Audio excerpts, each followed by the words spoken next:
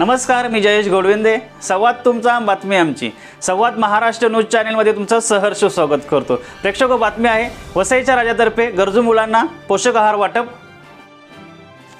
पालघर जिल्ह्याची गणना सद्यस्थितीत कुपोषित जिल्ह्यामध्ये केली जाते. कोरोनासारख्या वैश्विक महामारीचा सामना सर्व स्तरातील लोकांना करावा लागत आहे. आदिवासी पाड्यावरील कुपोषित बालकांवर उपासमारीची वेळ येऊ नये म्हणून विविध संस्था संघटनांनी आपापल्या परीने काही ना काही उपक्रम हाती घेतले आहेत.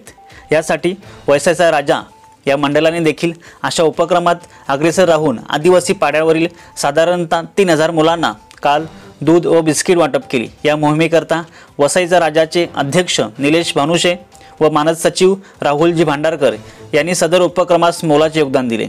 जिग्नेश जगताप, राहुल पाटील, निखिल बडगुजर, प्रशांत कदम आणि योगेश भानुशे यांनीही यावेळी मोलाचे सहकार्य केले.